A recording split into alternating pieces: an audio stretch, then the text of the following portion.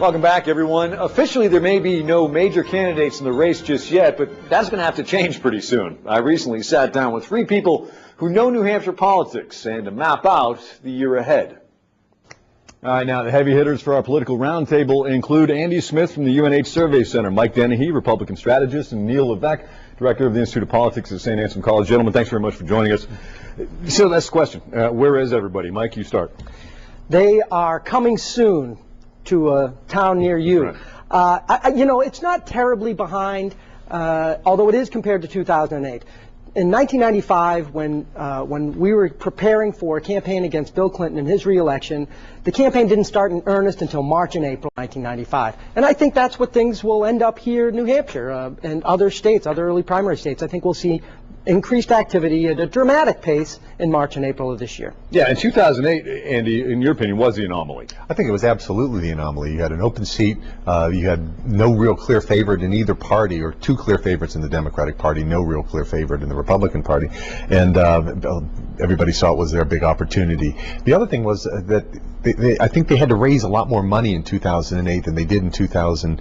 They will this year, and they did in 2004, simply for that reason, is that the Democratic side is already done. It's already out of the way, pretty much, although I wouldn't rule out potentially a challenge. But I think the other thing that I think is happening on the Republican side is that a number of the candidates are really major candidates this year. They're well-known commodities. Romney, Giuliani, Palin, Gingrich, Huckabee, you name all of those guys, well-known within Republican circles. They don't have to start out that early. And in your opinion, Neil, a lot of work is being done. We're just not seeing it. I mean, the public stuff is, Pawlenty, Santorum, we alluded to it earlier in the program, but you said there's a lot of things happening. I think there's a lot of excitement amongst Republicans. There's a lot of activity amongst the grassroots at the Institute of Politics. When we have a candidate come in or some sort of program relating to the primary, there's a lot, standing room only. So we're seeing a lot of activity on the ground. They might not have signed up for the exploratory committee or made a big announcement, but they're here. And some of them haven't even come into the state, but they're here in spirit. People are lining up behind them. So we are seeing a lot of activity.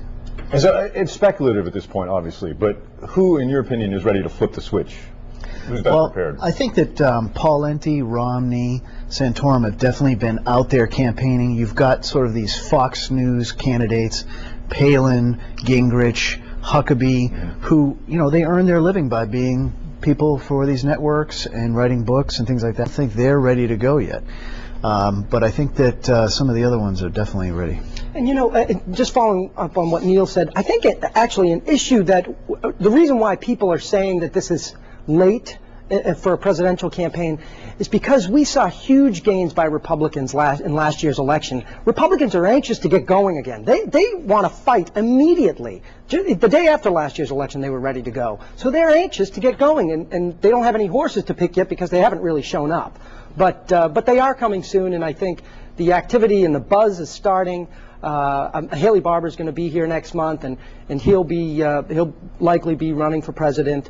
Romney's certainly going to be here next month. Newt Gingrich is going to be here next month. So March, I think, is a big month for New Hampshire. I think if you think of the cycle that the candidates go through, we're looking at a February primary. The real activity is going to take place October through February. It's a lot of activity in a short period of time. The summertime is the dead time when you can't get anything done. Nobody's paying attention. They're at the beach. They're doing the stuff that regular people do. So a candidate, I think, has to go out and announce in the spring to get a little bit of buzz so people know that he's running, spend the summer building that organization and raising money, and then be able to turn the switch in October for that last 3-4 months.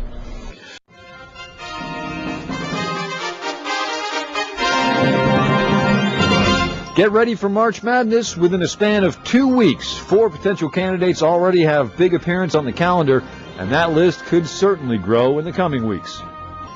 All right, folks, time to get back to our roundtable and to talk about the risks that are associated with skipping New Hampshire, and a big name who, at least so far, has done just that.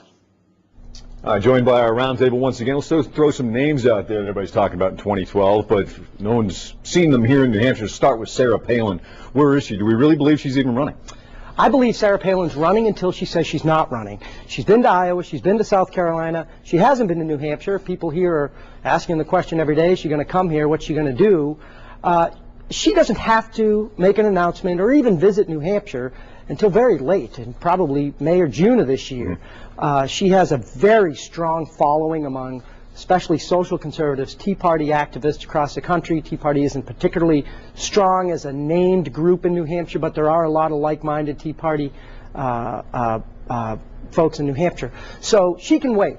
But the problem is, Andy, is that she doesn't really play well. I mean, in terms of the numbers here in New Hampshire. Right. I think that's Mike's point about this, the Tea Party movement. It really has two wings. There's a fiscal conservative wing, which in New Hampshire, I think everybody, Republican or Democrat, subscribes to that. But the social conservative wing doesn't really have roots here in New Hampshire because this is largely a not particularly religious state. So those moral issues, the social issues, don't resonate very strongly here. And what we're seeing in our polling is that over the last 2 years, and we've been tracking on this since February of 2009, Palin's favorability ratings among likely Republican primary voters have been declining. So she was at plus 34% in February of 2009. She's down to minus 17%. So the goodwill that she had after the 2008 campaign, really energizing that campaign in the fall, has largely dissipated among New Hampshire Republicans, largely because we have Rockefeller Republicans here. We don't have social conservatives. How much do you think that would lead to the likelihood, Neil, that she pulls a page from Giuliani's playbook,